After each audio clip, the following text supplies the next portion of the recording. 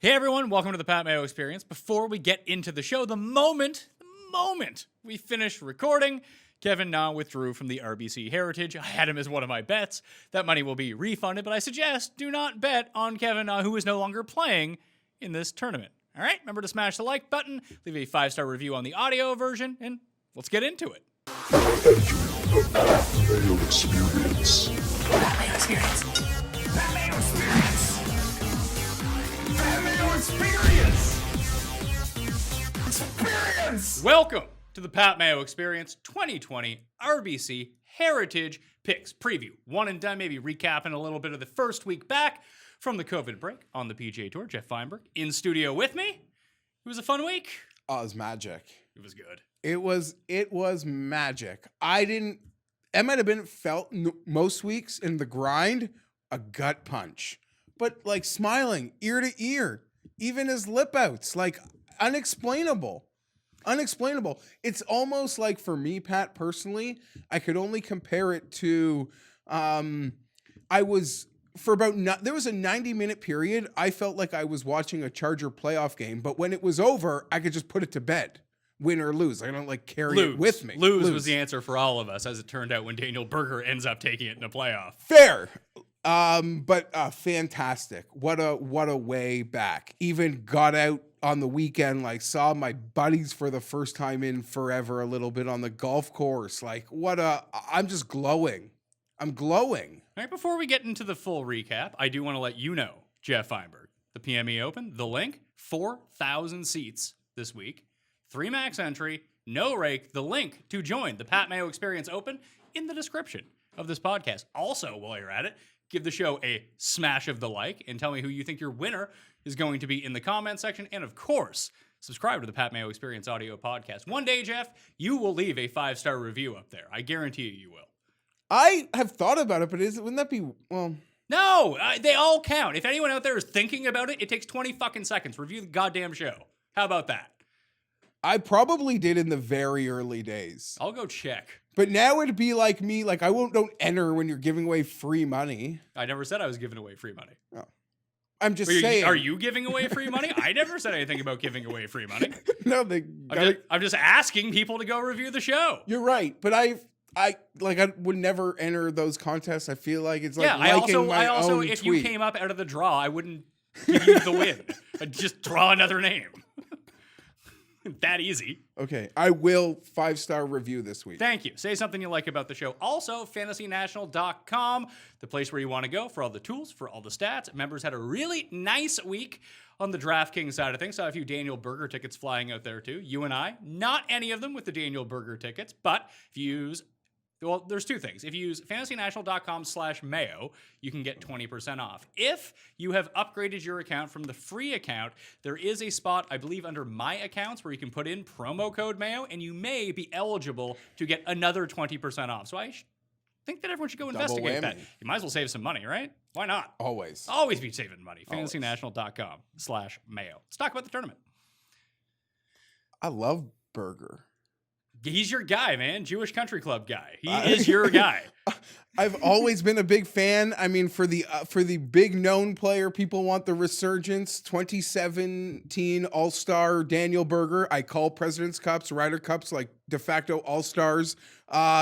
Great to see it back. For all the talk of like Scotty Scheffler maybe keeping up his good play, it was Berger, who I may have even had on the players betting card. Maybe. He was fire going into the break, and he was like the one guy to retain that form coming out of the break. Because Harris English didn't. No, absolutely not. And yeah, always spoke kindly of him. And something I think everyone, like him, dislike him, always kind of acknowledged is when in contention, he sort of has that like nerves of steel attitude about him. He's a great player in that sense. I always found a couple listeners even pointed out to me like a great quote I used to say in the Berger, like when he only won in Memphis at the St. Jude. Well, you want to know something fun about this win? It falls on the week when the St. Jude used to be. So he still never won outside of this 1 week in the year. That is literally amazing. But I think the exact quote was something like, you could bet Daniel Berger and know on Sundays he's not going to be Tony fucking Finau. Yeah. He's just got something about him. And for all those big names, all those power names, all those great stories, I don't know, Berger ends up on top. But what a 90 minutes. Like what the whole day you could argue was great, but in like a non-stop 90 could be pushing it, but a clear like hour. I'll tell you what was fun, watching all the guys I had outright bets on miss their putt on 18 by an inch to get into a playoff, or Bryson airmailing the 7. He would have won. He actually would have won. Yeah. And he had hit the worst shot of the tournament on the 17th. Bryson just because he's too yoked. Bryson, Although that really came in handy. He played really well all week. Bryson didn't birdie one all weekend. I look at last little 3 things rounds. like that. Last 3 rounds, he didn't birdie 1 or 2 of the 2 easiest holes on the course. He did his damage on the back nine. And it's hard to get too mad at Woodland because he had hit the iron so well through 3 rounds, but he was a fucking disaster through like 12 holes. I don't know where. Yeah. Like what happened? Everything. School right. Can I say he went into the school, got his degree in right, and that's where he ended up every single time. I don't know whether it was the Tournament of Champions or maybe it was the Zozo that everyone just remembers Tiger dominating. But the last time Woodland was out there on a Sunday, it wasn't good either. It was like kind of like this. And he almost got a plaque at number 4. He almost birdied 4 straight days. Like the hardest hole on the course. That would have been insane. Yeah, you mentioned all those close putts on 18. All looked in from 2 feet out. I thought Bryson's hit was his. Berger hit his. I'm trying to even remember. Even Xander, even a guy I had, his was a. And Rose, well, I like the angle that they used for Rose's on the shot. It was like the behind the ball view, the same one they used for Xander when he lipped out the 2-foot putt. But it was hard to get like a sense of how much it was like you couldn't tell if it was tracking in or not. Like you could see the hole, but it was uphill, so the hole was a bit covered. I would have preferred an overhead view, but it looked like he hit it just short, and it curled out left. We got an overhead view on 18 when Bubba Watson had to hit his to get to 13 because the airplane hooked us because there were no cameras. But Bubba with that late charge birdieing 17, 18 for a brief moment had the clubhouse. And then Kokrak had some life. And then it took one extra hole for the Anderkers to really pile up on poor Colin Morikawa. Tim was... Isn't it funny, by the way, that when Tim has money on someone, and Tim has someone in a one and done, he's very uneasy about calling a tournament over for that player when they're in the lead. But when it's our guys who are in first place and he has nothing riding on it, very quick to throw the curse out at us. He deserved this. Yes. And things were not going my way. Bryson bombed 17. Did Xander put it in the water on 17? Then hits the great 15, putt. he put it in the water. Yeah. Then he had a couple holes to try to battle back, but makes that insane bogey. But on a normal weekend, like Morikawa's 50-footer and then hitting the trees on 18 and getting the perfect lie to then set up a birdie miss because he stuck it to like 5 feet and missed it too. We forget that to go to 16, but he got saved by the trees. And I'm not even like mad. I'm like just having a great time. My guys are missing their putts by like a nose hair and I'm smiling. Like it was like, I don't know, man, like your favorite ex-girlfriend, like you get back together with, and the first time is like a 5-star bang fest. I was gonna say that. Like that's what it was, man. It was magic. I was gonna think like it's having an ex-girlfriend who's pretty hot. You don't speak to her anymore, but she has like a fans only account or something like that. You go subscribe to that for like $10. No, that's low rent. Covertly, OnlyFans. Yeah. They're probably made a killing in the COVID. Oh yeah. I saw Morency's girl, Taylor. She's killing it. Oh. It's a great way for porn stars to monetize themselves. Themselves. Yeah. Just, own that content. Own that shit. Do what you got to do. Going back to the NFL draft, there was a lot of people that were making fun of how like over the top ESPN was being like the personal stories. And then one of the best like memes or jokes coming out of it was like, I can't wait for in like 18 years when it's draft night and a mother is acknowledged for supporting her like 3 kids from her OnlyFans accounts. That's going to be a good time. Back to the back. So Let's find my back. the two things that we didn't really see. They couldn't get Rory off TV quick enough, and you can't blame him. There was a bunch of guys charging for the lead, and he was playing as poorly as possible. But it was, and I know that there's a lack of cameras, but they showed every other shot that the guy hit. Kind of interesting, Jeff, to see that when Spieth dunks it out of bounds while charging for the lead, not on TV. Come on. We cut back to Jordan. Oh, yeah, this is for par. He put one out of bounds. Like, what? What are you talking about? Come on, right? Can't make him look that bad. Although I will say, not having anything on Spieth and knowing that there's something fun about not having him and like see him like mess up tee to green. Like, can't hit a drive, can't hit an iron, and then him being like 10 feet off the green, be like, this is going to go in, isn't it? Yeah. Every single time. Or when he's like 50 feet away, it's like, okay, good, maybe he'll 3-putt this. No, this is probably going to go in. No. There's something like heart racing about it watching him. 100 Just for the love of God, miss. 100% right. You're like scared to death, but then when he's got like 3.5 footers, Okay, you're like, let's go. You're like, let's go. Zoom in. Zoom in, baby. I thought Berger was going to miss his putt on, I believe it was 18. He in kept the playoff, or what are you talking about? On his first go on 18, he kept backing off of it and kept backing off. But he didn't take the coin away, but so I didn't know if he backed off. But Spieth, no, just like he was over it and like he didn't like the setup. And he didn't like. It's what Spieth does on short putts. Spieth on these long putts never backs off. He just steps up and puts it in. On these 2-foot putts, he's like, just put it in the fucking hole, man. Yep. Also, shout out Luke List, big time winner on the Corn Ferry Tour. I'm not upset. People were like, you must be so upset you didn't bet it. He was the fucking favorite on the Corn Ferry Tour. I'm just glad he won. Yeah. He's back this week. I bet him already this week. Let's go, Luke List. Riding some good form. I don't know. I guess the Spieth fan, the 20% got there. They got there. He was in the winning lineup. They got of the Millionaire Maker. Like, he had a good week. But it's going to be hard to gain 7 strokes putting every week. It just is. On your favorite course, that is in Augusta. Listen, if I'm a Jordan Spieth fan, I am very encouraged 100%. by what I saw. And as a golf fan, it was great. Listen, you know how people hate Bryce and people hate Reed. We tend to like both of those guys. But when those guys are in contention for a lot of people, it gives them someone to root against. Spieth is just that guy for us. I kind of want him to win at some point. Just not one of these weeks, when it's going to cost me money. But it'd be nice to see him get back to an elite player that I can root against because everyone else is so milquetoast. Like, there's just something about how much he whines about everything. Just everything. We can all agree he dresses like a 12-year-old boy. Unless he dresses like Matthew Fitzpatrick. Oh, crazy. Thank God Woodland got out of there, became a man. My Spieth trajectory for the week was pretty crazy in the sense that I almost bet him. I didn't. I still went on to speak very kindly about him, Pat. Thought it was too big of an ask for the win, but everything everyone saw kind of made sense. Then you see the number go from 50 to 33. I start snickering, not posting. But 7:30 a.m. on Thursday, I lost my mind. That's it. I was like, had nothing bad to say all week. I didn't besmirch any part of it. Who couldn't have thought the layoff would have worked wonders for a guy like that?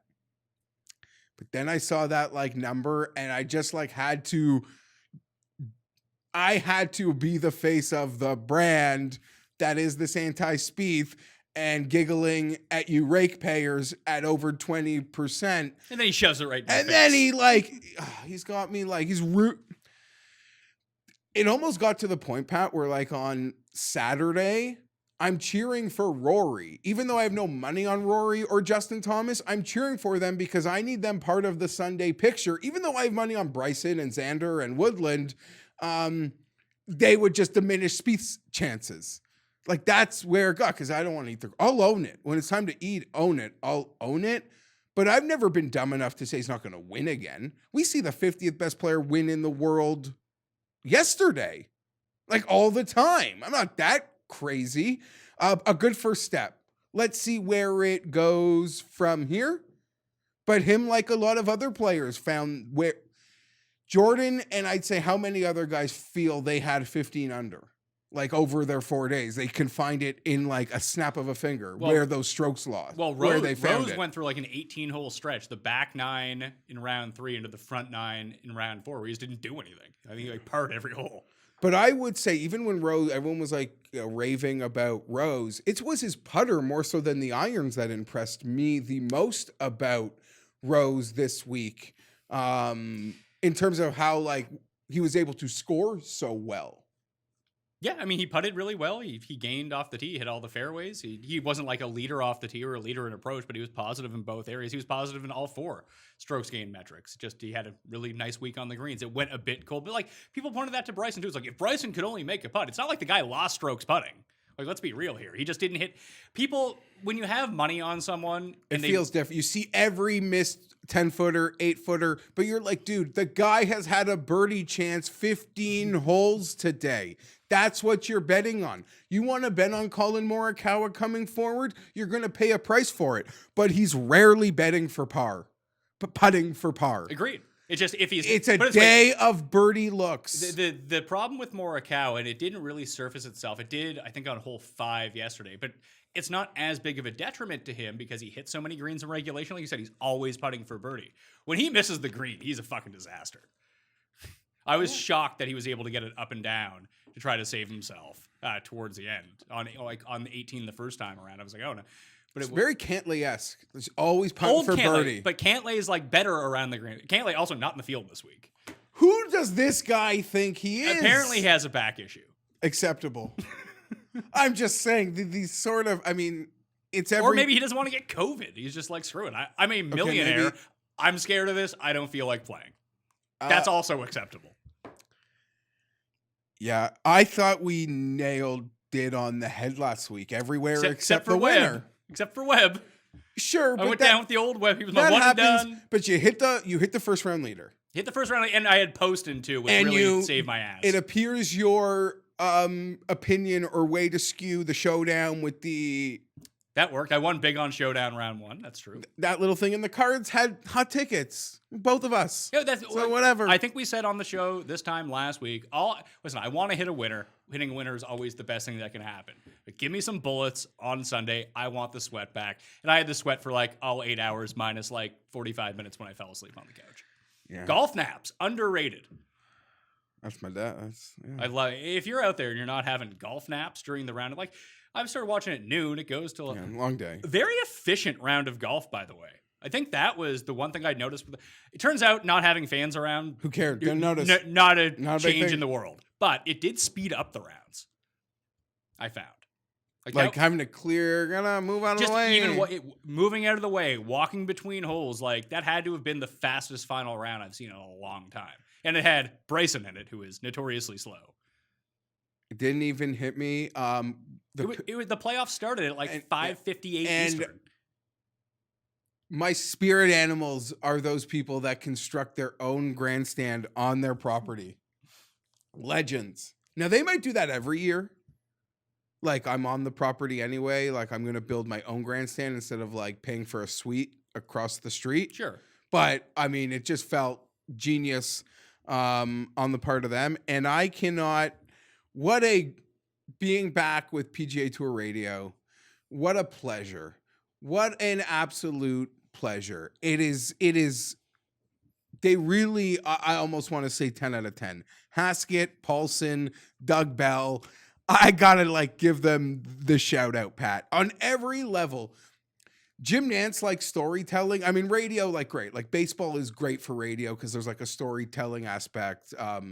That sort of thing. Golf on TV is hard. You're jumping from hole to hole. But they do like, we're getting Bryson and his like 6 protein shakes on the radio. They are just literally fawning. Like they're taking a beat to Gary Woodland on Friday and like his look and his trim look. You get this great story of Sungjae playing every day pretty much in Tampa at this one course, and he shows up at the first tee one day, and he meets the Jays' new pitcher, Ryu, or what's baseball.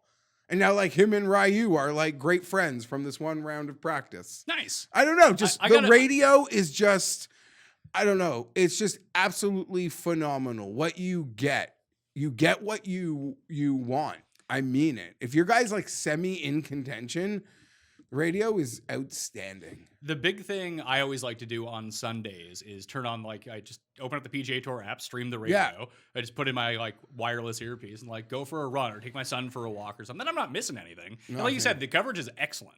And you get to hear more of what's actually going on the course. What did I want to say? Oh, baseball-wise. I saw there was, like, a lot of reaction to baseball over the weekend. Are you just going to say everyone hates baseball, so shut up? No.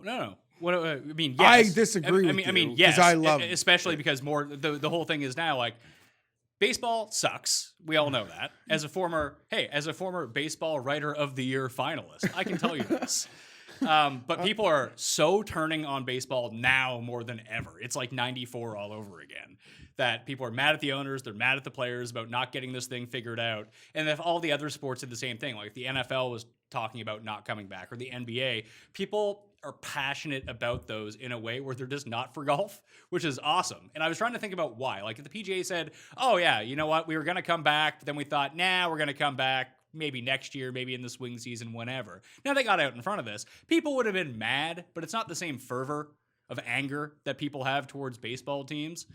I think it's because people can go play golf. Like they're like, oh, I can't watch golf on TV. I'll go play 18 holes. No big deal. Baseball people just aren't doing that. I don't know. Baseball's different. Like, Baseball's for like 90-year-old people. Okay. I love baseball. Dude, how many games you watched in the regular season last year? Let me finish what I want to say. I love baseball, but to me... You love the concept of baseball. No, it's like, but to me, it is more of a summer chill. Like baseball is just like the perfect summer chill. I love it. It's always on in the background. I don't know if I'm watching. It's always on. I love the Blue Jays. I love two teams. The Chargers, definitive gap, the Blue Jays. So much that you don't even care to watch their games. There's 162 of them. Not anymore. There's 0. It turns out no one cares. I watch except for you and Tim. I watch way too many games.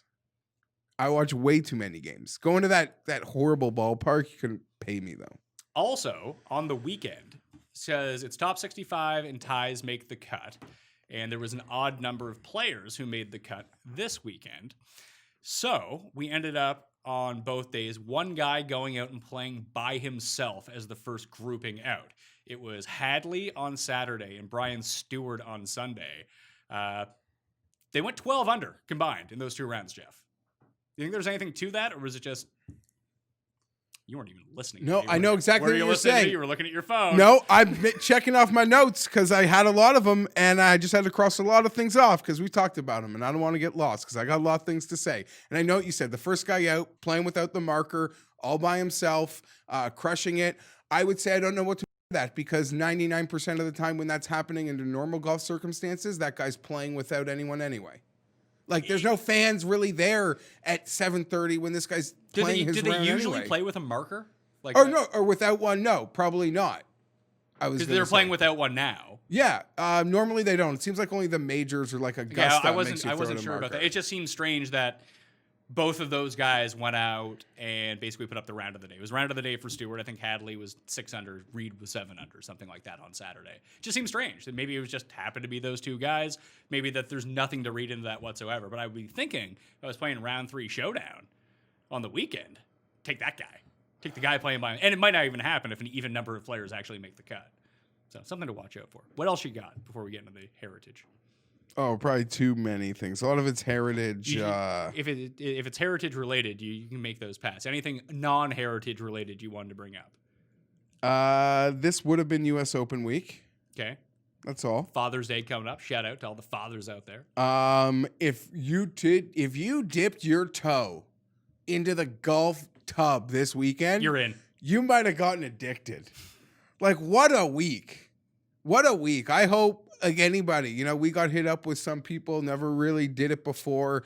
Like forgetting anything to do with us, like anybody, anywhere. DraftKings, I saw, may have even reported they took more golf action this week than like ever before in their sports book. People could have gotten addicted. If you were part of that final hour, doesn't matter who your ticket was, you might be looking for the board this afternoon. It's almost like CBS did a co-sponsorship with Buffalo Wild Wings to press the Buffalo Wild Wings button for that final hour. It's just like, whoa, here we go. And if you had a ticket basically on anyone who mattered that made the weekend, they were in it at some point. Yeah. And like you got the sweats, be like, oh my God. Like imagine if you'd never bet golf before and you bet, I don't know, Xander, for example. Incredible. 28 to 1, 30 to 1, whatever you got him at. Be like, I bet $100. I can win $3,000 here, and then he missed a 2-foot putt. And you're like, oh my God, what's going on? But like the emotional roller coaster. Yeah, hitting the bogey on 15, making and the 40-foot putt, and then to get it, then to get it back on 16 or 17, just insane. And then to miss it on 18 by like what looked to me to be center cup, left one short like he did a lot early in the round. You're in. You're looking for the number. And this week usually is even better for that kind of thing. 7 consecutive winners at the RBC Heritage have come back on Sunday. The last year when CT Pan won, he came back from 2 on Dustin Johnson to win in the final round. Before that, I don't think anything had been below 4. So save some betting bullets for Sunday. There's someone from down the board who's going to make a run because Heritage, the most successful event of my DraftKings wagering career.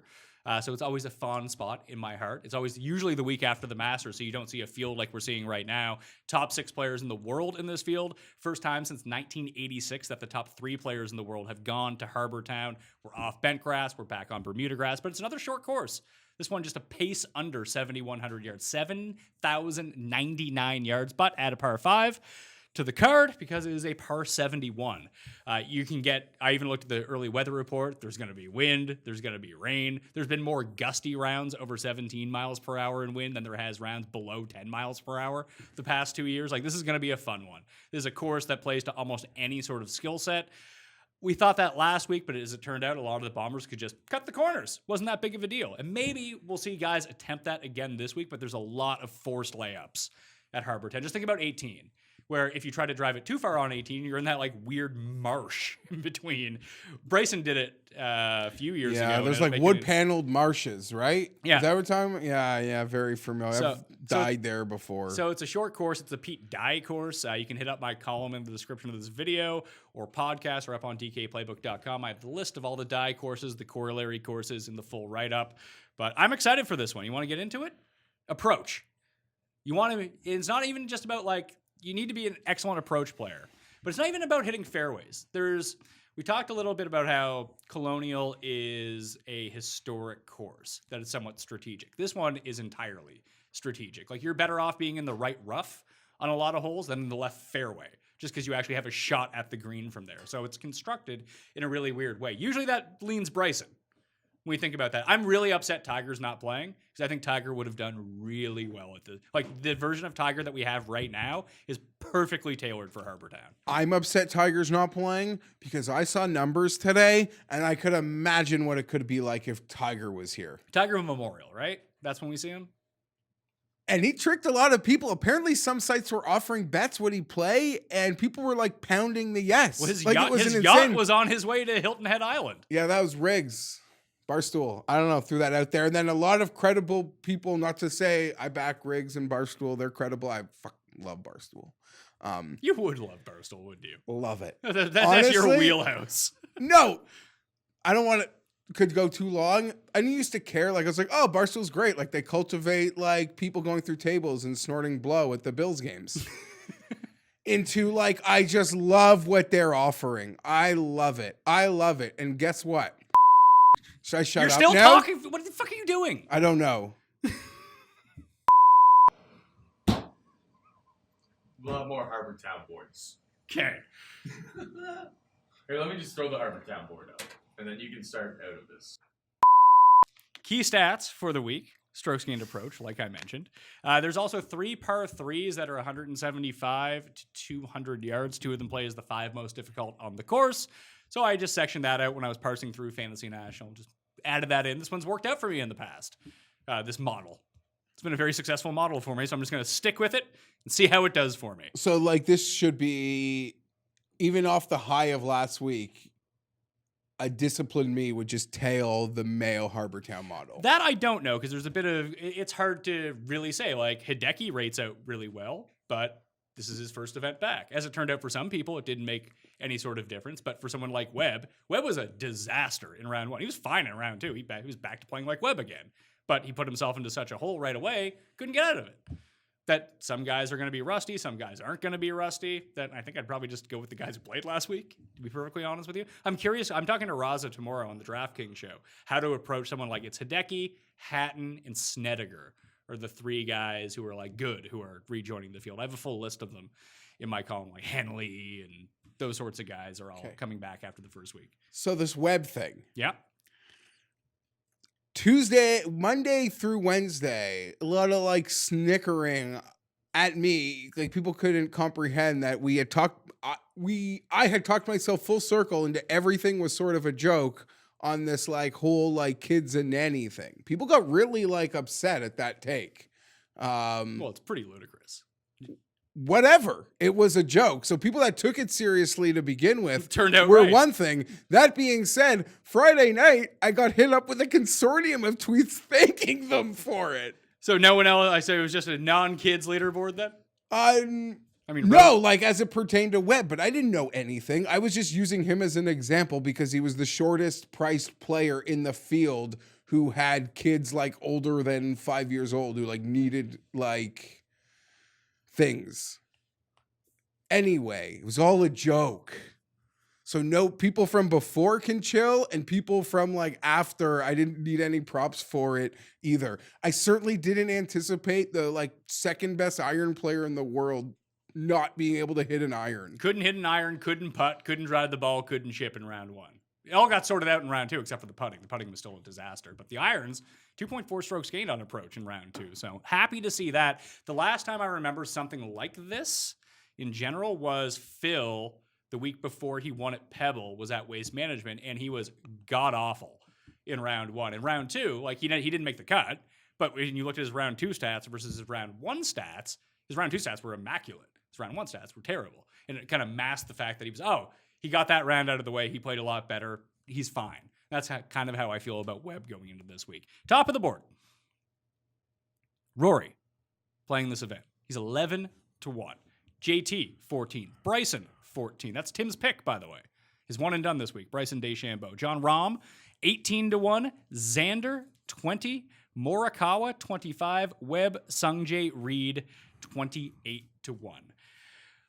Unlike last week, I preached some caution after I got too hyped up last week and started clicking on all the names. I've only actually bet 2 guys and no one from the top. 2 long shots, just I wanted to get it on the odds right away. One of them was Luke List, just because I couldn't help myself on that one. But at the top, the 2 that I'm looking at right away, the 3 that I'm looking at right away, I'll probably have to parse this out. I think Justin Thomas is in a really nice spot. He sucked on the greens on Sunday, but he gained 7 strokes on approach last week. This is a perfectly tailored course for him. He's been driving the ball really well until last week. He had gained it like 8 straight, and then last week it was right around even. The irons were on. The putter let him down. We're back on Bermuda. I'll probably be back on Webb now at a better price at 28-1. I think Sungjae. This is a short Bermuda course. This is Sungjae's thing. Crank up the wind, and he's even better. Those would be my 3 looks off the top. I think Rory's still too short. Still too short, but they're realizing that you can't really price anyone as short as they priced him last week. Not with the top 5 guys around. That being said, see, it's weird because we got Berger in the end. That Berger was what, 60, 66? There were some early 80s. Yeah, some real early, like as the boards came out last week on Monday, I think some people shot an 80 or popped an 80 to 1 on him. But it felt like for a while I was sitting at home telling myself, seeing the leaderboards through the tournament, being like, Pat was sort of bang on, like for all that like early instinct of being, just gonna like take a bunch of like long shots because this tournament was so random. You quickly realized, no, this felt more like a WGC, how this leaderboard was going to play out. WGC FedEx Cup, the type of winner we were probably going to get, specifically from a price point. Yeah. That being said, Berger ends up crashing through, and yeah, if you can make your tie in, like Berger, was once one of these guys. Sure. So a bit of an outlier in the end, but all week it felt like it was going to line up, that you were sort of bang on and saying, no, chill on like thinking you need to just fire bombs. Really do see this board like you would a FedEx Cup event. and that's where you normally like to bet, and that's where you thought it was going to come. It didn't in the end, but I see myself approaching this much the same. Yeah, I think while we keep getting these stacked fields, and that's a result of having these stacked fields, that the gap between the number 1 player and like the number 20 player isn't as pronounced, and the gap between the number 20 player and the number 60 player isn't quite as pronounced as it used to be either. So like those guys are all in range, and like Berger's a good player. Like if you run that final round like 100 times, I don't know how many times he wins, maybe like 3, but he won. So that's all that really matters. I think the early mathematician models had him at like a 4.6. So good guess. And I don't think any player, Pat, who hasn't been here before will really have a hard time grasping it. It's a beautiful course. It's an old-timey course. One of the best, one of the best to watch on TV throughout the course of the entire But I year. don't think, I'm not concerned if you want to just be worried that guys are showing up here for the first. JT's never played here. I have no worries. Rory's never played here. I have no worries. They'll walk it tomorrow, or they'll walk it a couple times in the week. I don't want to date anything as to when you're watching, but they'll walk it. They'll be fine. There's no intricacies where like they need to like partner up with a guy that's been here 50. They're not like, oh, Jim, will you practice with me, to Jim Furyk? Like, I need to learn this place. It's not really like that. No, I think this will allow for more of, just because of the way this course is set up, that we might get more of the field back in play in terms of like the shorter hitters that we kind of expected last week. Didn't really come to fruition because the bombers really took advantage of it. It's just going to be hard to bomb at this course. I mean, the par 5s are one thing. You're going to be able to hit driver on all of those, but there's a lot of par 4s where you have to check up. That just puts everyone back into play. But the things, like I said, like being on the right side, maybe even in the rough, is sometimes better than the left side on the fairway. Like that little bit of knowledge should help, but someone like Morikawa, it's not going to matter. He's just going to stripe it down the middle and hit his irons to like 10 feet. Maybe he can make some putts. Some of the smallest greens on tour, though. So you're not going to see a lot of 3 putts simply because the greens aren't that big. Yeah. And a lot of feeling sort of like colonial in the sense that there are some great course history players, but how does that leave them now that The good guys are here. these guys are here? Now we see Team RBC here every single year. So we've seen a lot of Jason Day over the years. We've seen a lot of Dustin Johnson over the years, along with every Canadian player in the field. But Kuchar. Won here, that chip. No, that's a sorry. He didn't win with the chip in here. Was that the one versus Matt Jones, or am I mixing up Kuchar wins? No, Matt Jones. I believe Kuchar did chip in here to win, but he lost on a chip in to Matt Jones. I believe at Colonial from last week. Maybe it was Byron Nelson, somewhere in Texas. Anyway, who do you like from the top? Bryson. Makes sense. He was excellent. It's not just the driving, it's that he's even acknowledging the wedges, and he'll just got to tinker. He's got to figure out those rugby arms on the putting thing. The putting was fine. It was the up and down that wasn't great. Like in sand traps, he was bad. Just got to work on it. If you believe in Bryson, it was as great a first week as there could be outside of coming home with the trophy. And I loved when he let Nance know it ain't over. It ain't over. Tough holes coming in. And Morikawa, if he didn't hit the tree, and there was a very good chance. We almost had a 7-way playoff. Who wasn't? If you didn't have anything, who couldn't have been rooting for that playoff? I'll tell you who never roots for a playoff. In football, basketball, nothing. In golf, my wife. Your wife or 60 Minutes? And she doesn't care who wins, who loses. No playoff. She roots for over. So remember we used to have a thing where back the good player who came second the week before, they usually tend to break through the next week. Adam Scott used to be the king of this. Do you go back to Morikawa? You can make the case, maybe. You can make the case for any of these guys. They're all the best players in the world. It. But who are you making the case for besides Bryson? Xander seemed to be totally on point again. Yeah, I would say Bryson, Xander, Morikawa, but I don't know where that money would come from. Could it be time to get on him? I will be on him. I'm you waiting. bet him last week, right? Yeah. He's basically Korean Matt Kuchar. Yeah, he seems like he came 10th last week. It seems like a guy like you could just feel safe. Oh, you want to give me like a 28 to 33 to 1? Like throwing it in there. Yeah, he should win once every 33. He should probably win like once every 15 times. I know that he hasn't done that, but he's no longer a rookie. He's won already this year. He's basically in contention every single week. And this is the type of course where I like him. I would like to make a play down here, and then I want to come back with like a couple bangers in on the next level. But I don't know who. And even Justin Thomas, I honestly didn't really think about him because I'm so hyper obsessed with Bryson that maybe, I don't know, why not just look into that a little bit? Well, I would say that when you try to parse out similar type courses, obviously you have your like list of Pete Dye courses, which this does correlate with, obviously. A lot of crossover leaderboards. RSM is probably the closest type of course. It's like an hour and a half away. It's on Sea Island in Georgia. But no one ever plays that event. It's like the last one of the year. Webb actually lost in a playoff this year. But Sony, Honda, Colonial, Sedgefield, all the short Bermuda courses on tour. Justin's won at 2 of those already. So I look into him, man. I like him this week. And I don't know if I can pull the trigger at 14-1, depending on what else I want to do. Like one Justin Thomas equals a bet on Dustin and Brooks if I wanted to. Oh, well, I'm not saying that I am doing that, but that's what it equals.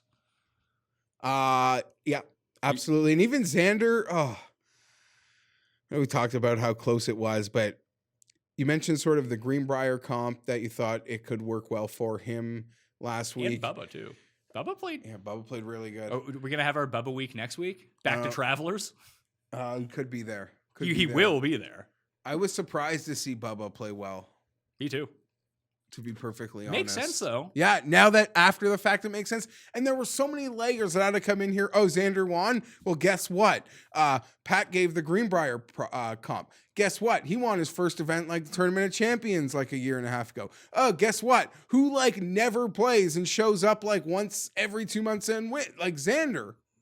Like, I don't know. It all kind of pointed to like it being a perfect case for him.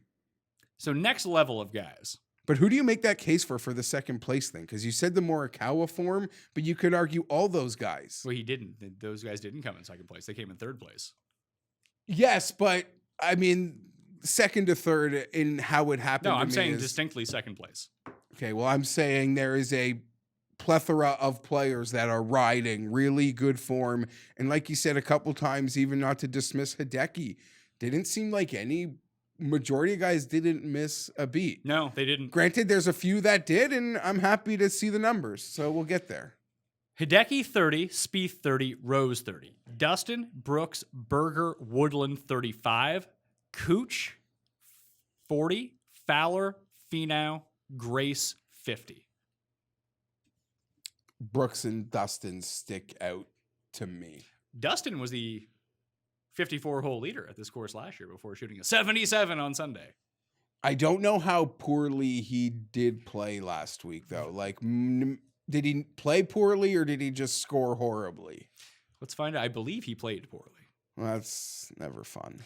Gained off the tee as he does. That doesn't really matter. But no. I mean, it matters, but not like he's going to gain off the tee. Horrible with his approaches. Couldn't chip, couldn't putt. I'm off. Can't do it. Any sign of life, I would do it. Like Brooks also didn't. Brooks made the cut, but he also couldn't hit his irons to save a lick. But you saw that, like,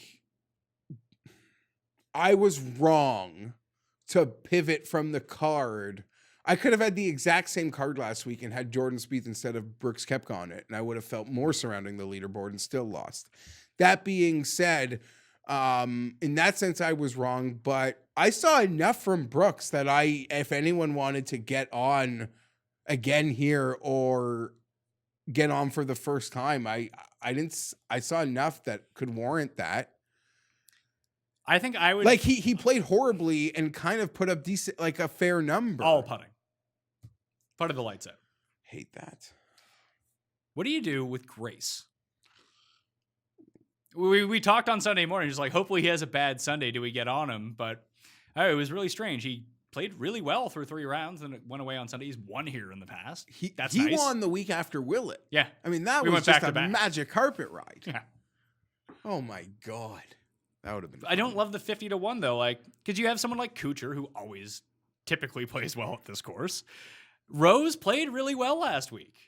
And he plays really well at Pete Dye courses, and by and large, like he's still only 30 to 1. His first week back with new set, and all of a sudden he looks like Justin Rose again. Good for our Masters bet. Did you make that Masters bet, or did I just make that Masters bet? You made it. You touted it. I even gave it out to friends who like Rose. I just didn't. I don't. The number's nice. You just don't like you let your personal bias get in on Justin Rose. I've bet Justin Rose. I could bet him this week, but I don't see the Masters win. I acknowledge it was a great number, and I promoted it to friends of mine that you like friends that I know like Justin Rose. Like, this makes total sense, and they've bet it, and they've complimented me for it because I think it's down. The Masters presented by Morgan Stanley. Also, I saw someone throw this out here. Who knew Charles Schwab was like a real dude who was alive? Oh yeah, no. I've seen enough Colonials. Chucky Schwab. Yeah, real dude. I assumed it was some guy from the 1830s. No, this guy built it. Does that mean like Morgan Stanley is a real person? I thought those were two last names, but like, could Morgan Stanley just be a guy? I'm not sure if they've been Tim MasterCard. I only know Schwab because of the golf, that it's alive and it's him. But you're right. You hear that, you assume like it's a generational thing. No, we're still on generation 1 with that company. Okay. I don't know if I'm taking any of these guys. I want to bring something up here. Okay. Normally around this time, well, no, this is weird now. Normally around the lead up to the majors, like when things are happening in Florida and events happen, we're all like, oh, this guy for the majors, like, right? Like, because we're all like gung-ho on the Masters is coming. Mm-hmm. And the books are like very onto that. I don't think the books have really doing anything with the PGA Championship. I didn't notice any Berger moved up. That was about it. I think, so how do I put this? Like, when you compare certain odds from that week to this week, it's literally insane. And the only people that are missing are Tiger and a couple Europeans. Tiger, Fleetwood, Cantlay. That's about it. Stenson. This was the Stenson track, right? This was like the one and done. No, I don't think he's ever played here. Oh, Valspar. Sorry, mixed it up. My bad. Similar though, right? Or are you going to tell me not at all? It's a different, like it's similar in the fact that it's shorter. It's and Bermuda and tree line, but it's a way different. Like Valspar is long.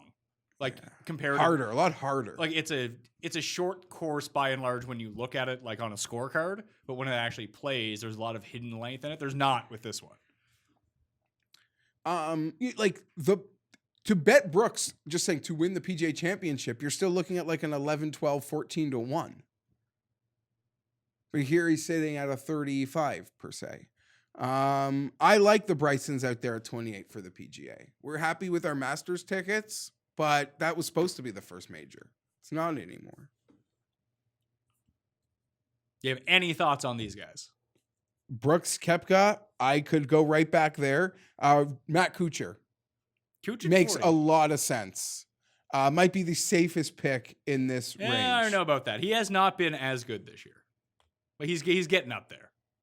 We forget about that. Like, he's going to pop every now and then, but I don't think he's going to generate the same sort of consistency as we've seen from him in the past. He's an old man. He's not Tiger Woods. He's not Tiger Woods, and I've bet Ricky Fowler. Yeah, I saw that. I mentioned to you, someone was trying to figure out when they saw the opening odds. You got him at like 70 to 1 or something. 66. And there was a 70 on a book that I didn't have money in, so I took the 66 because I had money in there, but then it all like dropped. Yeah, he's 50 now. 66 seems fair. Someone pointed out to me, they're like, I can't believe Brooks, who's been playing so poorly, is 35 to 1, and Ricky is 50 to 1. Like, they're basically the same guy. Brooks has almost as many major victories as Ricky does career wins. Like, let's be real here. Okay, a couple things. Ricky is the most overvalued. Like, now he's no longer 50 to 1 is overvalued for what his like upside is. He should be like 75 to 1. Like 66 to 1's fine, but now he's creeping back up because people love Ricky Fowler and think that he's awesome. I was thrilled to take the 66. At that 30-33 where he'd sort of even been stapled, you could say some events like lower with full fields, insane.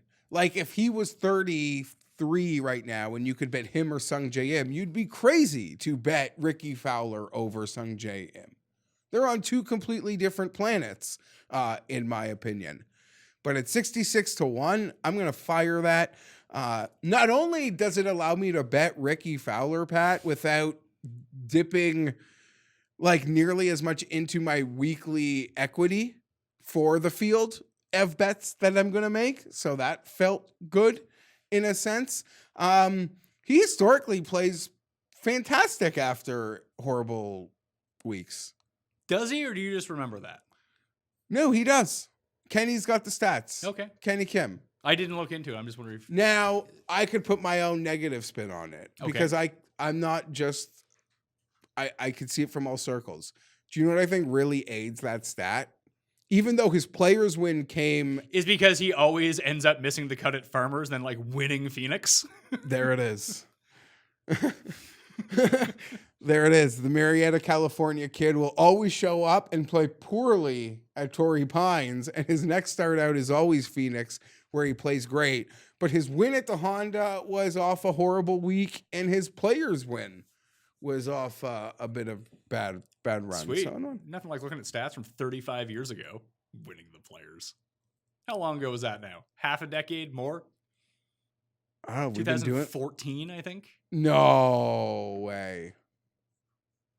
No way. 2015? 16 probably. If Willett won them, what year did Willett win the Masters? 16. It's got to be right around there because we were doing this thing. Were we doing it when Fowler won? Yeah, because Sergio Kisner with tickets. It was Yeah. a fun. It was actually a painful win from a betting perspective that day, but So for what a me, show. in this range, I'm going to give a look to Rose, Woodland, because I do every single week. I still think that Rose might be undervalued at 30 with the way that he kind of showed some form, and I'll have a look at Grace, but I'm not in on any of those guys. So let's go to this next level. What you got? More guys you want to bet from I here? just want to just ask because he kind of like completely unnoticed, and I didn't even give him a look last week, but he didn't score that poorly. Tony? In the end. Yeah, You want to bet Tony Finau to win golf tournaments? You go nuts. I bet 50-1. I don't hate it. Like when they put him at 30. That's all. It's better odds than we normally get. Sure, I agree with you. Probably not going to take it. Next range, this is where my first bet of the week actually came in. So I mentioned that someone like Webb had a very poor round 1, kind of got everything back ball striking wise, couldn't putt round 2, ends up missing the cut. So I think that he's primed to do really well at a course that really suits him well back on Bermuda. There's another guy who kind of fell into the same bucket last week, struck the ball incredibly well, gained off the tee for the first time in like Can I guess? 8 starts. And I don't even need him to be gaining off the tee. Just don't lose like 5 strokes off the tee and then just play like normally for yourself. And all of a sudden, his odds have fallen off the face of the earth. He's 90-1. Who is he, Jeff? You told me that already, so that'd be cheating. Kevin na na na na na na na na na na na na na. Our guy, man. The guy has 2 wins in the last year. Can't win at Heritage? You kidding me? You could definitely win at Heritage. It's Can a- you win it's- at Heritage versus this field? Maybe. You get a nice each way. You can play the each way at the 90. It's 90-1. The guy gets unconscious when he starts putting. Did he get the masseuse? He lost like 4 strokes putting last week. That's why he missed the cut. I was about to guess who you were playing, but I knew that one. But you have a second bet in this range too, it seems like. No. The other one's a real long one. Oh, you already teased the other one. It's Luke List. 140-1. Why the F not? Yeah, why not? He's hot form coming Why in. not? Other than that, the guys I looked at from this range that I gave some consideration to, Kisner? maybe Horschel was one at 80. I didn't think that he played all that poorly. Underachieved last week. Lowry, I could go back to him. Obviously, he missed the cut, didn't play well, but a lot of that, again, was putting related. So those would be the 2. But it just, to me, really stuck out. Neiman had 2 great rounds. One of them, he jarred an eagle from the middle of the fairway on 17. It was like Sung Kang made a hole in 1. Didn't know that, but I appreciated everything because I had him in a lot of places. Someone like Harris English, I think, is interesting for DraftKings, only because everyone in the world was on him last week. So Corey Connors was getting a good putting week. Was. And then he went full If you have ever laid money on Corey Connors, I do it. I do it all the time too. I didn't last week, but I normally do. Hole 1 on Sunday was the epitome of Corey Connors. It's like it's like he's the worst version of Morikawa. Because honestly, when Connors is rolling, he's hitting it to the middle of the fairway. He's sticking his irons to 25 feet and 2 putting for par. Sometimes he makes those putts. Scores on some par 3s when he jars it in close. Scores on some par 5s. But when he misses a green, it just sounds right in at least a bogey. Like he missed the green, like he tried to lay up, missed the green on the short side on hole number 1, tried to get it up and down, didn't even make it to the green. Like the guy has no short game to speak of. And with the greens being so small here, he has the irons to play really well here. The problem is, it was like Dillette that. Remember when Dillette was running? He's basically Graham Dillette. Is who he is. You said last week he's Canada's Byung-Hun An. Yeah. Except Ann has a short game. Like Ann is one of the best players on tour from around the greens. He has touch. Connors has 0 touch. But I believe Dillette was leading after 3 rounds here one year. I think he had hit every green in regulation. And he went to the final round as the leader. And he finally started missing some greens in regulation. It was like insta-double. Him here and Valspar were actually 2 great Dillette courses. Yeah, when you're a good ball striker, you're always going to pop up. Like it's like why Keegan Bradley has so many top 10 finishes in his career. He's a bad putter, but ball striking is always more important than that. And then the week that you hit the putts, like Connors did that week last year at Valero, and all of a sudden you win. Like what? It's going to happen for Ben Ann some week. Maybe this is the week for Ben Ann. Maybe he won't take a quintuple bogey on a hole this week. Did you see that? Bad. He broke Tourcast. He went down immediately after. They didn't know what to do. Broke a few times. I liked it though. Yeah. But yeah, no, guys can be live here. Like a Poulter, like it doesn't take much. Your game can play here. Gotta hit some and putts. Win. Hit some putts.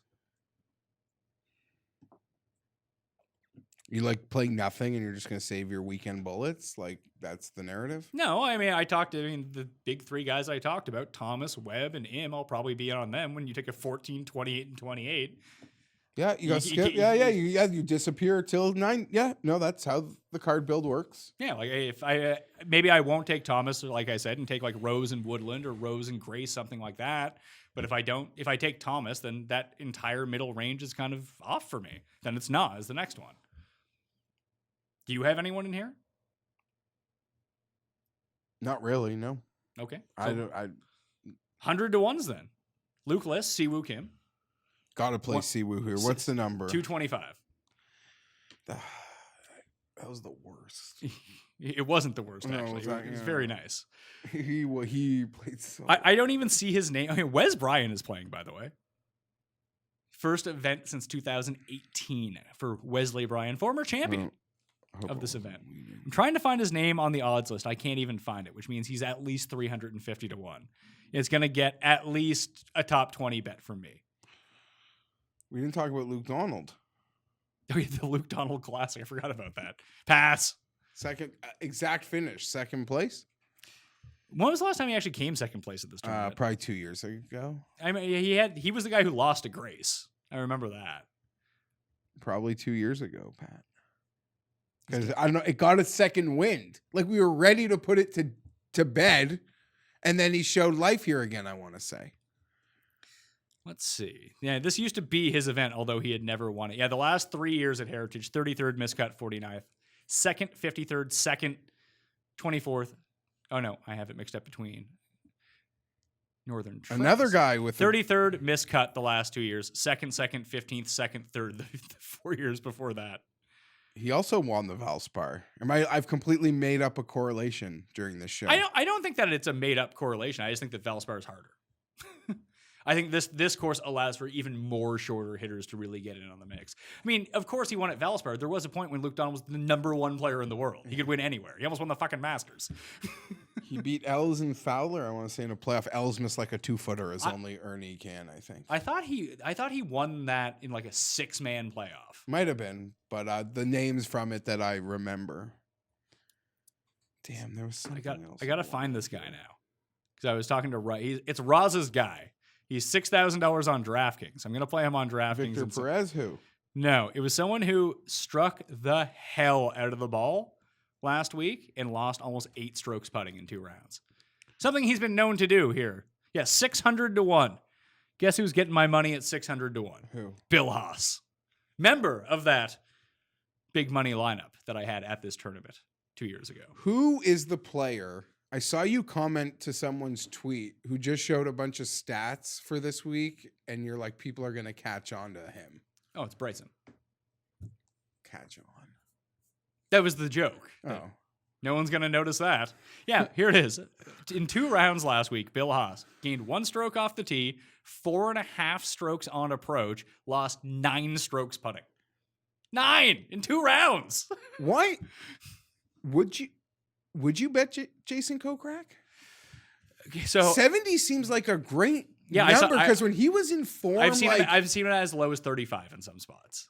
Wouldn't bet that. 70's a completely fair price. I'm just saying, when we've seen Jason play well before, like the books crushed him, sort of like this 35 that's somewhere in the universe you're talking about. It was on DK Sportsbook.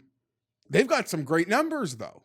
It's different guy to guy. Yeah, as Cam always taught me, it's like you got to play your grocery flyers. So here's something interesting. Maybe you'll enjoy this. He gained 5.2 strokes at putting last week. Jason Kokrak did. Not very typical of Jason Kokrak, someone who's a horrendous putter, but that's 2 in a row. He came 18th at the API, gained 2.5 strokes putting. Over 5 strokes last week. The last time he actually gained 3 tournaments in a row on the greens. Valspar last year, 2nd place. Remember, he couldn't get it up and down when I had the outright on him? He was 40 to 1 that week, too. Paul Casey, right? Yeah. Valero, the week after, 5.7 strokes putting. Didn't qualify for the Masters. Played the Heritage, 7 strokes putting. Came 16th here last year. So that was the last time he put 3 consecutive events. He also gained a stroke and a half around the greens last week. He hadn't gained more than a stroke around the greens since the Northern Trust last year. That was 17 tournaments ago. Listen, every time he was on TV, he was sticking it to 8 feet, Cat. Yeah, exactly. Well, they actually cut to posted at one point from like 40 feet away. It was the first time they had showed him all day. I was like, oh my God, if they're showing him he's making this is going to be great. He didn't make it. I was like, oh, thanks. Thanks for nothing. He was already like 3 under on the day. I don't know. It's a bit high for me. Sabatini snuck into the mix. Sneaky, always sneaky. But, oh yeah, McDowell was the one I wanted to look at. He missed the cut, but I thought he was playing pretty well. Yeah. 2 tournaments in a row he's gained on approach. Bled a ton of strokes putting last week, but he's won this event before, and he's the king of coastal courses, man. Yeah. Ratchet up the win, all of a sudden Graham McDowell's in play. I mean, did you run off the past winners? It's like McDowell, Kuchar, Wes Bryant, Kodaira. It's Pan, Kodaira, Wes Bryant, Brennan Grace, Furyk, Kuchar, Snedeker, McDowell. Like it's the same guy, but then you have to gauge. But now Rory's here. Yeah, and if Dustin... bad Rory McIlroy, not the Slovakian king, good Rory. Like, do you go back to Werner? He's 175 to 1. He pin stuffed it all week. You know what? I'm betting Werner because that guy's a fucking man. Isn't he from? You don't. He's from what? North Carolina? He went to ECU. He's from the Carolinas. He's got ties.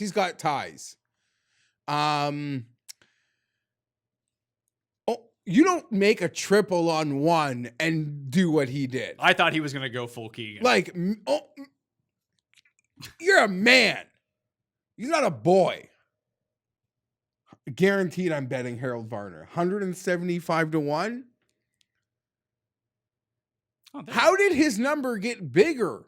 I don't know. Like, I understand. I actually don't understand why. Like, why is Zach Johnson 150 to 1, who's like dead? I understand the ask on Varner is huge. Like, to win the event, this field, insane ask.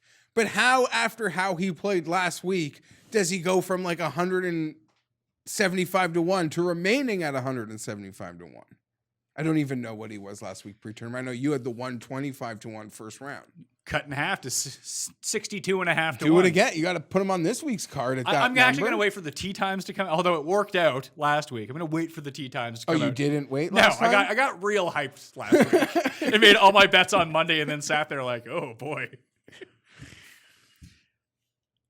I don't know what to say next. I'm just looking at this entire range. Like, Mav McNeely actually had a pretty good Weekend, he kind of stormed up a little bit. Hadwin still 125 to 1. He kind of lurked, but couldn't get anything going on the weekend. So there's guys for sure. Killa Keith, 250 to 1, back on Bermuda. Would you go back to your boy EVR? I don't know. 225, you were pretty high on him last week. Again, he was a disaster. He still rates out really high in the model. I'll give him that much. He's 18th over the last 50 rounds in the modeling. Really bad around the greens, as I come to discover. Where has he played well? He played really well in Mexico. That's a really short course. It's hard to get a gauge on him because he only plays like WGCs and majors. He played Honda and Charles Schwab and missed the cut in both. Like a regular tour event. I might just go back to Todd. Say screw it. He was so bad last week, though. Okay, I got a question. All right, hit me. Here's this. I never heard of him. 125 to 1. You've never heard of someone at 125 to 1? Adam Hadwin? Oh, yeah. I just put the little star next to his name. I just talked about him. You just weren't listening. Never heard of him. Sorry, I just had to get the joke in. You could have done it when I was talking about him. He will be mic'd up this week, by the way. Good. After no one volunteered. Can I give you some really silly, I found it funny minutia that everyone will probably find really boring? Sure. PXG is suing TaylorMade for a copyright infringement. Mm-hmm. Tim's PXG. PSG. Oh, that's the soccer team. Great. I mean professional grass diving? Sure.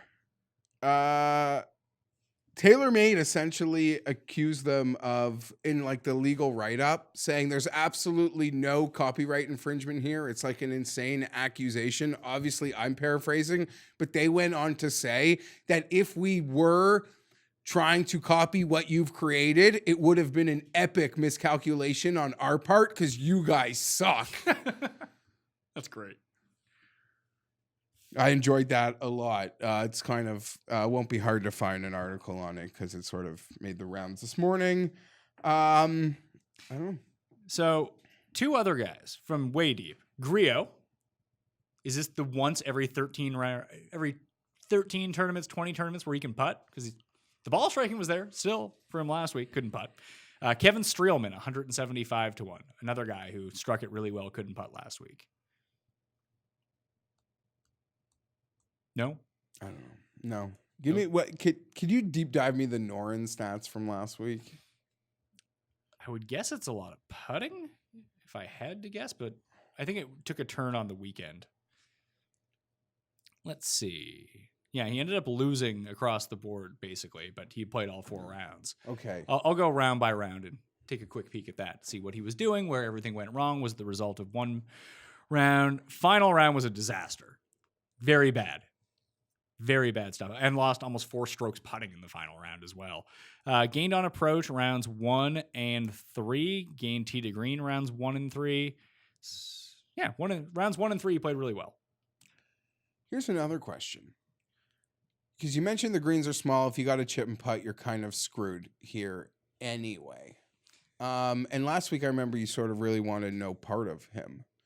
But what about Hovland? Hovland. People always... Yeah, I mean, he's kind of like Ricky, isn't he? Like, why is he 60 to 1? Because he's like Ricky? I don't know. You're saying that in the sense like Wolf is 175 and Hovland is 60? Wolf is 175, Hovland's 60. Listen, it could definitely work. Hovland was good last week. He came 23rd. I think this is a course where was that a Sunday charge, though? Out of him? He had a nice Sunday this week. Because he made it on the number, I feel like. He was one of the first guys out Saturday, I want to say. Sure, and listen, he actually gained around the greens last week, which is shocking for him. I like him a lot. It just, I don't know. Who do you think has a better chance of winning this tournament? Victor Hovland or Kevin Na? Okay, fair. Yeah, I guess you could bet talking to the mic. You could bet Neiman at 90. You're betting the same player, right? Yeah, I think Hovland's better than Neiman. Oh, sorry, Hovland will be better than Neiman. I don't know if he is right now. Yeah, no, makes sense. So those are kind of the guys. Like I want to keep it kind of consolidated at the top. I think these long shot guys that I'll play, like, instead of betting Bill Haas to win at 600 to 1, although it'd be funny, I'll probably just bet him like top 20 at 22 to 1. I mean, one of my best bets last week was Poston top 20, game 10th. Quick 6.5 to 1, move on your way. That's it? You good? Yeah. All right. Geoff Fienberg. I don't. So you're not done. No, I am done because I got not. So when I say I had a full card at this point last week. Now I don't know what the fuck. it's okay that on Monday morning you don't have an entire full betting card for golf that starts on Thursday. That's okay. I will be giving away all my plays on the live show on Wednesday at 12:30 p.m. Eastern time. That's when I'll finalize everything. I didn't want to get ahead of myself again this week. But the card was great. It was pretty good. We had time to think about it. Odds were out for a while. Oh, it's true. Speaking of which, get your shit together. No one cares about that site. Does anyone work there? No. They're off. Sometimes it feels like it and we take advantage. But in the middle of the afternoon on Monday when no one's at work, it's really annoying me. And of the 35 golf books you can bet from, you're upset about the one that doesn't have odds up. See, I like to see. I like want all my flyers. See who's got the sales. Quick picks for the Heritage. Like I mentioned, I'll be in on Webb and Im. I'm waiting for better numbers. They're both 28 right now. I doubt that gets any worse based on this field. Might be able to catch a 33. We saw something like that last week. I'm in on Kevin Na with the each way at 90 to 1. The FOMO bets, of course, Luke Listen C. Woo! Kim, 140, 225, both with the each way. Looking for a top 20 on Billy Haas. He's 600 to 1 to win outright, but like I said, you might be able to catch a 25 to 1 on a top 20. Struck the ball excellently last week, could not putt. And then I have the decision to make. Do I bet Justin Thomas at 14 to 1, or do I take two guys in like the 30 to 50 range for the price of that? That's going to be my decision. Find out on Wednesday. But let me ask you a question, because you seem to make it like you hated that range. So if you didn't bet Justin Thomas, what were the bodies in that range you were looking at? The two guys that I said, Rose and Woodland. Okay. You?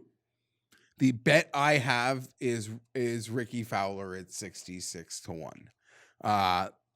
Bryson or Justin, I'm going to bet. That's I'm it? going to bet. Harold Varner, 175. I don't understand his number can't move up a point at a course that, yes, it can work for anybody, but certainly will work for him. That's insane to me. And I can't not be on. I'm not this like every Siwoo thing, but there are certain places where I will certainly be on Siwoo Kim. It's 100% here. Remember to bet him. Don't play him in your DraftKings lineup. Because when he comes dead last, you're not going to want to see that all weekend. And I'm going to look at Dustin Johnson's a complete red ink. He's complete red ink. There's just no sign of life in the approach to make me think that the approach and the putting can all just click. I don't hate what I saw from Brooks, and I might shock you. I could bet Justin Rose because I think it makes total sense. 30 to 1, a tremendous number. This is like an old guy course, too. So, like a Bryson, Im, Rose, and then completely go back to Fowler. Yeah, and then pop it off with something even behind it. Get it on Kevin Na. 90 seems fair. Yeah. Do it. Okay. Do it. One and done picks of the week. Tim, who is now like running away with the one and done. I went back and calculated everything because I had big accidentally. trouble. Tim is way out ahead. By the way, over $3 million in winnings. I'm in second with just under $2 million, and you're right behind me, like 100,000 behind, because I've gone back-to-back zeros, and Tim has gone back-to-back second places with Leishman and Morikawa. Tim is taking Bryson DeChambeau as his one and done. You technically get to pick next, although I've already written in who I'm taking. It's quite remarkable.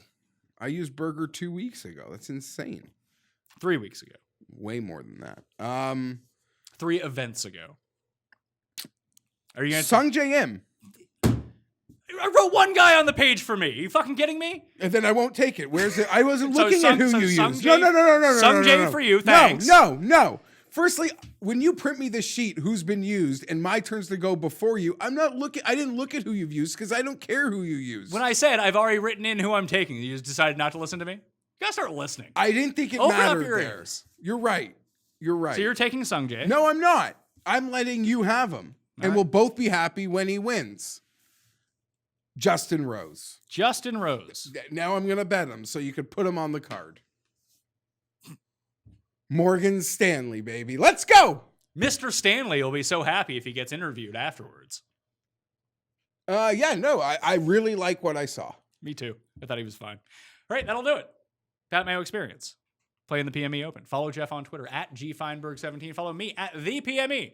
Twitter, Facebook, Instagram. I may be giving away Millionaire Maker tickets. That's where the giveaways will lie. The free money that Jeff promised that doesn't exist. Hopefully it comes through in the version of free Millionaire Maker tickets this week, and it'll likely be through Twitter. So follow me on there. Sub to the show audio version. Smash the like to the episode.